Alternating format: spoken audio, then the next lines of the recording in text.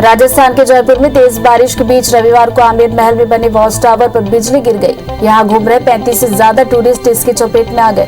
हादसे में 16 लोगों की मौत हो गई है। वहीं घायलों में अभी कई की हालत गंभीर बनी हुई है। इनमें पहाड़ी से नीचे गिर गए थे और झाड़ियों में जाकर फंस गए थे। मृतकों की संख्या बढ़ने की आशंका है। जम्मू कश्मीर के अनंतनाग समेत 10 जगहों पर एनआईए की टीम ने छापेमारी की। एनआईए ने छापेमारी के दौरान अनंतनाग में 5 लोगों और श्रीनगर में एक व्यक्ति को गिरफ्तार किया। आतंकी संगठन आईएसआईएस से जुड़े कनेक्शन मामले में एनआईए ने छापेमारी को अंजाम दिया। एनआईए को आईबी और भारतीय संस्था रॉ से पिछले कुछ वक्त पहले से ये इनपुट्स मिले थे। दिल्ली के टिर्री कला स्थित पीवीसी बाजार में भीषण आग लग गई। आग को बुझाने के लिए 26 दमकल गाड़ियां जूझती रही। दिल्ली अग्निशमन के अनुसार किसी भी तरह की जानहानि की सूचना नहीं है, लेकिन आग से बड़े नुकसान का अनुमान लगाया जा रहा है। गोदाम में लगी आग तेजी से इलाके में फैल गई। इटली ने दूसरी बार यूरो कप का खिताब जीत लिया है। यूरो 2020 के फाइनल में टीम ने इंग्लैंड को पेनल्टी शूटआउट में 3-2 से हरा दिया। फुल टाइम तक स्कोर 1-1 से बराबर था। इंग्लैंड ने 55 साल से कोई खिताब नहीं जीता है। इटली ने इससे पहले 1968 में भी यूरो कप का खिताब जीता था। इटली 34 मैच से कोई मुकाबला नहीं हारी है। पीएम नरेंद्र मोदी ने अपने आधिकारिक आवास पर बीजेपी के राष्ट्रीय सचिवों के साथ बैठक की। इस दौरान पार्टी अध्यक्ष जेपी नड्डा भी मौजूद रहे। पीएम मोदी की अध्यक्षता में हुई बैठक के दौरान भारतीय जनता पार्टी के लगभग सभी राष्ट्रीय सचिव मौजूद थे। पार्टी के महासचिव संगठन बीएल संतोष ने भी बैठक में हिस्सा लिया। पीएम मोदी 13 जुलाई को टोक्यो ओलंपिक में जाने वाले खिलाड़ियों के साथ वीडियो कॉन्फ्रेंसिंग के जरिए बातचीत करेंगे। इस दौरान केंद्रीय खेल मंत्री अनुराग ठाकुर, केंद्रीय राज्य मंत्री निशीथ प्रमाणित और कानून मंत्री किरेन रिजिजू भी बैठक में शामिल होंगे। दिल्ली में रविवार को उत्तराखंड बीजेपी की बड़ी बैठक हुई। बैठक में आगामी विधानसभा चुनाव की तैयारियों को लेकर चर्चा करते हुए रोडमैप तैयार किया गया। इस बैठक में सभी बूथों तक पहुंचने के कार्यक्रम से लेकर सभी मंत्रियों को जिलों का प्रभार देने पर मंथन किया गया। केंद्रीय वित्त मंत्री निर्मला सीतारमण ने दिल्ली स्थित अपने निवास में सभी महिला मंत्रियों को चाय पर आमंत्रित किया। इस दौरान महिला और बाल विकास मंत्री स्मृति ईरानी समेत मोदी कैबिनेट की सभी महिला मंत्री उपस्थित रही। कोलकाता पुलिस की स्पेशल टास्क फोर्स ने कोलकाता से जमात उल मुजाहिदीन बांग्लादेश के 3 संदिग्ध आतंकियों को गिरफ्तार किया। एसटीएफ ने संदिग्धों के पास से हथियार भी बरामद किए हैं। गिरफ्तार हुए संदिग्धों के नाम नजीउर रहमान, शब्बीर और एजोल है। यूपीएटीएस ने लखनऊ काकोरी थाना क्षेत्र से अलकायदा के 2 आतंकियों को गिरफ्तार किया। बताया जा रहा है कि इनके आतंकी कनेक्शन है और जम्मू कश्मीर की आतंकी घटना से भी संबंध है। दोनों से पूछताछ की जा रही है। आतंकियों के कब्जे से विस्फोटक भी मिला है। यूपीएटीएस के मुताबिक इनका हैंडलर पाकिस्तानी है और अलकायदा से भी इनके संबंध हो सकते हैं। यूपी के एडीजी प्रशांत कुमार ने लखनऊ से हुई संदिग्ध आतंकियों की गिरफ्तारी पर बड़ा खुलासा किया। उन्होंने कहा कि एटीएस ने बड़ी आतंकी साजिश को नाकाम किया है। उन्होंने बताया कि अलकायदा समर्थित अंसार गजुवातुल हिंद से जुड़े 2 आतंकी को गिरफ्तार किया।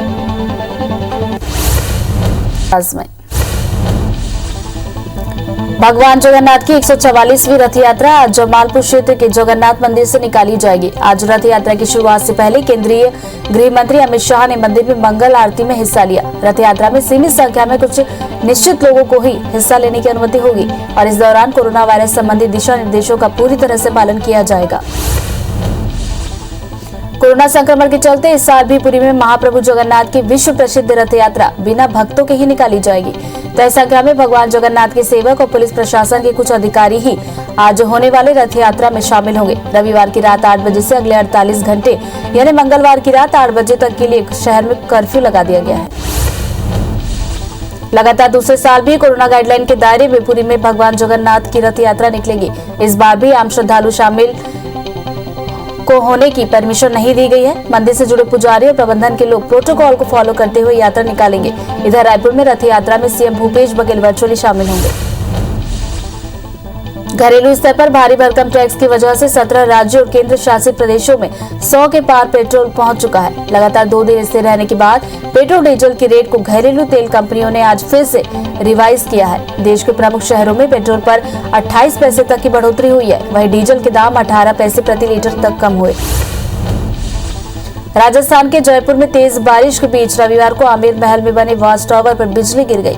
यहां घूम रहे 35 से ज्यादा टूरिस्ट इसकी चपेट में आ गए। हादसे में 16 लोगों की मौत हुई है, वहीं घायलों में अभी कई की हालत गंभीर बनी हुई है। इनमें कई पहाड़ी से नीचे गिर गए थे और झाड़ियों में जाकर फंस गए। मृतकों की संख्या बढ़ने की आशंका है। जम्मू कश्मीर के अनंतनाग समेत 10 जगहों पर एनआईए की टीम ने छापेमारी की है।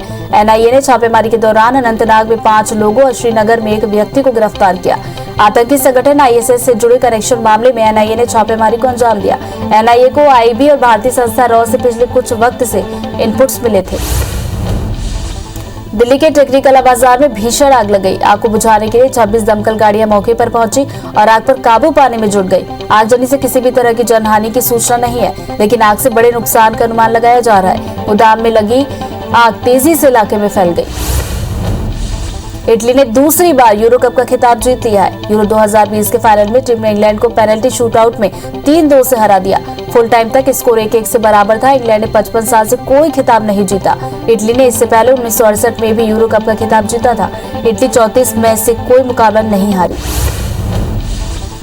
पीएम मोदी ने अपने आधिकारिक आवास पर बीजेपी के राष्ट्रीय सचिवों के साथ बैठक की। इस दौरान पार्टी अध्यक्ष जेपी नड्डा भी मौजूद रहे। पीएम मोदी की अध्यक्षता में हुई बैठक के दौरान भारतीय जनता पार्टी के लगभग सभी राष्ट्रीय सचिव मौजूद थे।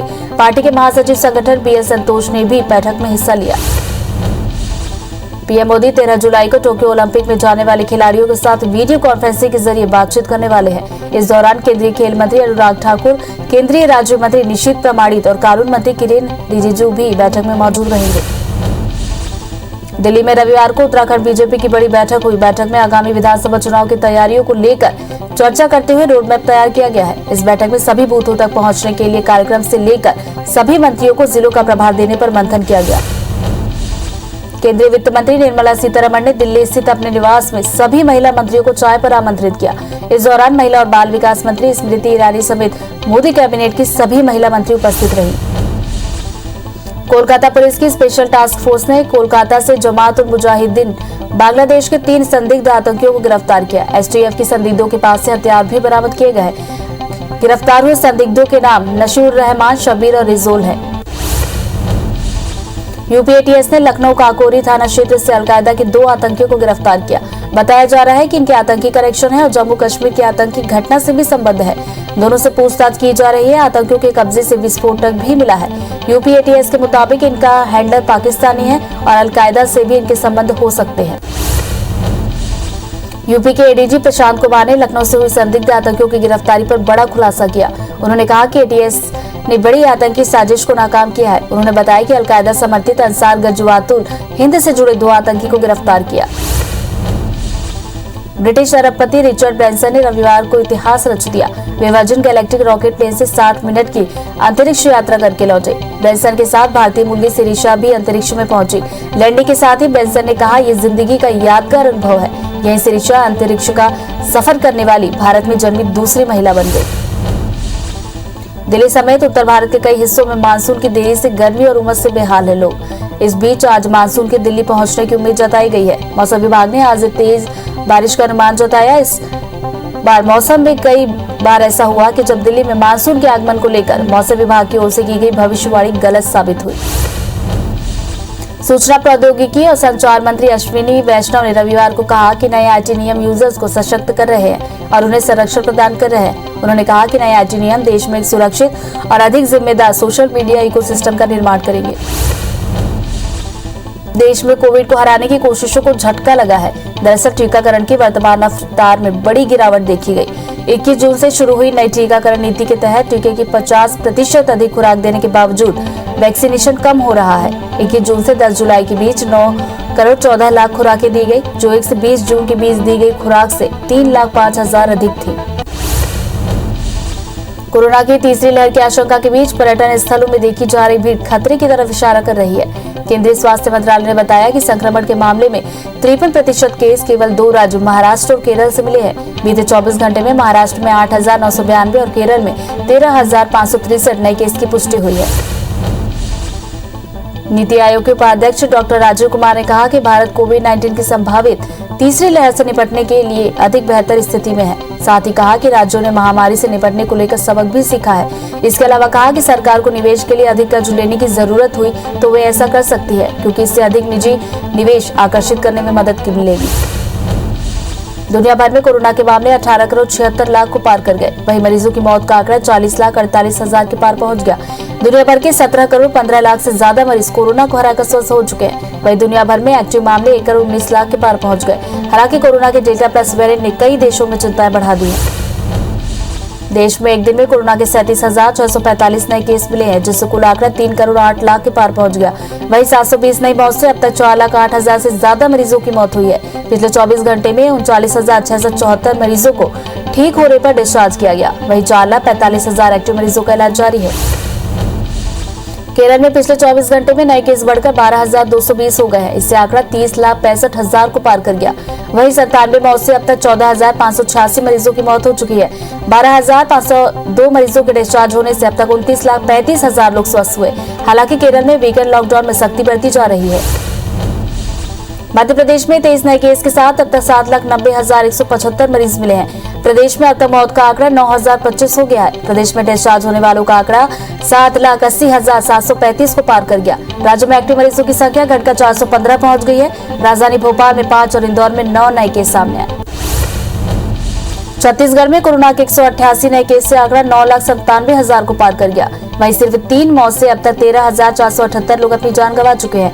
263 मरीजों के डिस्चार्ज होने से कुल आंकड़ा 9,89,000 को पार कर गया। वहीं एक्टिव मरीजों की संख्या घटकर 4,784 हो गई है। राजधानी रायपुर में 15 नए केस सामने आए।